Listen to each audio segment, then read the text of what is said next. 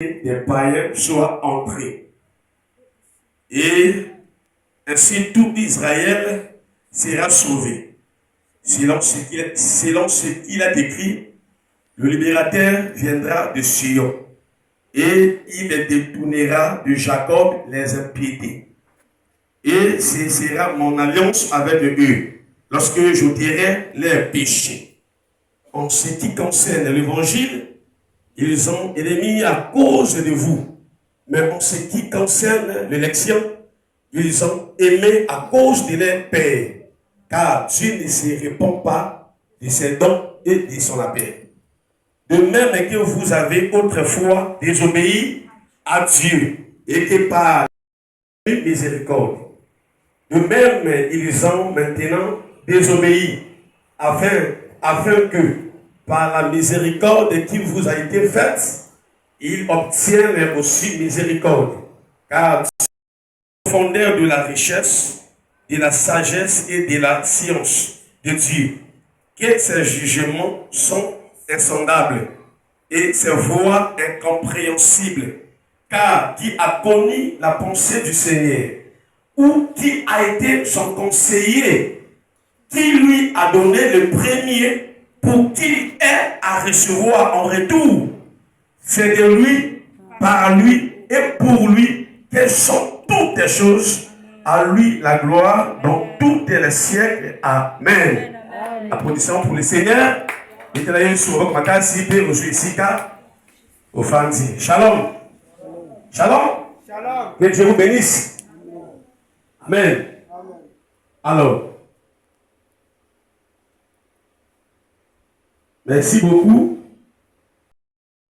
Vous êtes aussi, évangéliste. Bon, ok. Merci. La désobéissance.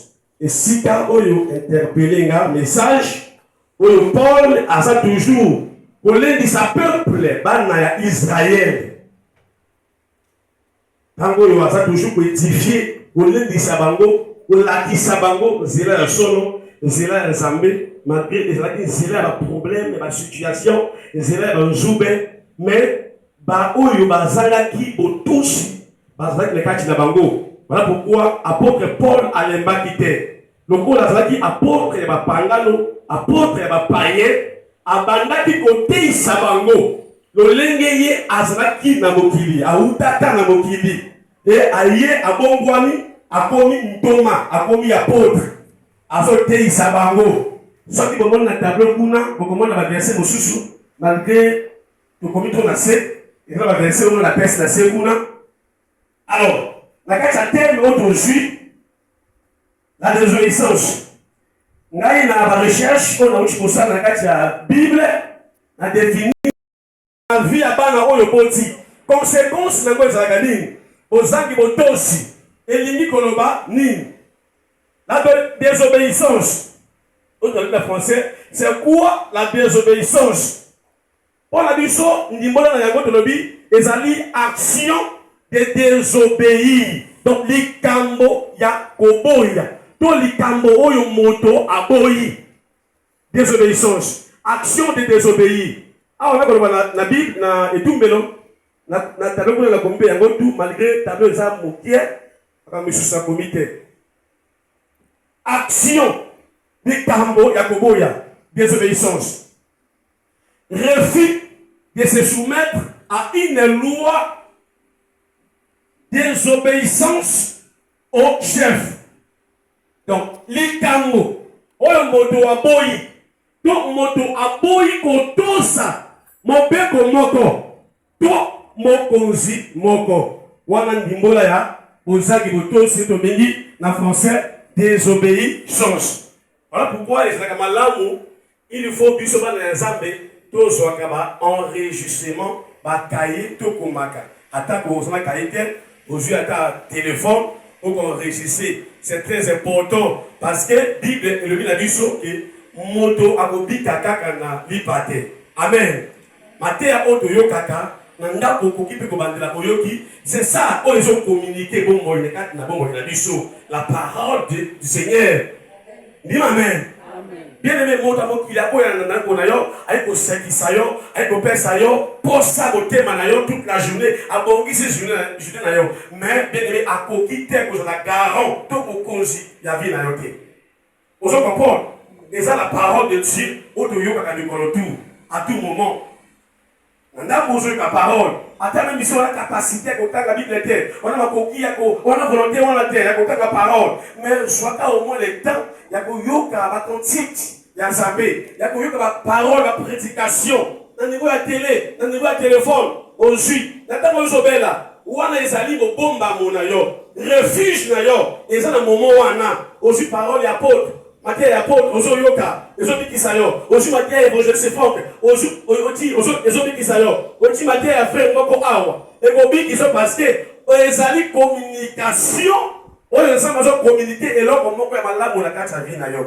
ndina amen na moment oyo obeli na moment oyo ezalaki makasi na moment oyo bakoki ya kopriere eza te na ntango ozoyoka badoration na ntango ozoyoka prédication c'est ça ezomatisa foi ezobenga lobiko na kati na vie na yo donc tolobi awa que désobéissance pour na ndimbola na yango ezali action de désobéir refus de se soumettre à une loi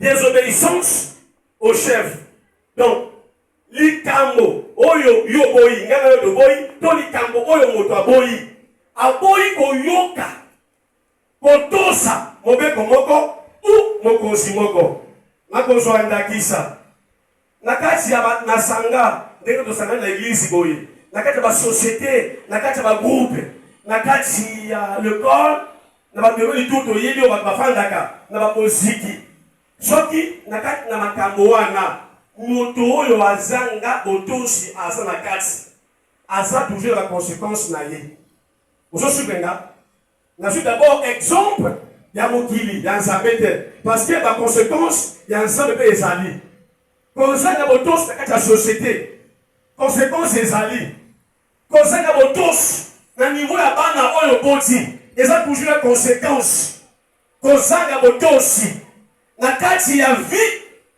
ya entourage tout autour na yo soki na kati na bango yana moto moko aza vraiment na désobéissance ayokaka te aza mutu mangonge eza na baconséquence na yango tokosuivre baconséquence après voilà pourquoi poko na lelo bien aimé na ye na message oyebisa yo ke bozangi botosi moto oyo aboya oyo alingaka te apesa ye toli moto oyo azalaka na bozangi botosi te lifuta na ye ezalaka toujours ya mabe quel que soit la vie oyo ozobene wana partie 1 oyo tondimoli définition na biso ya désobéissance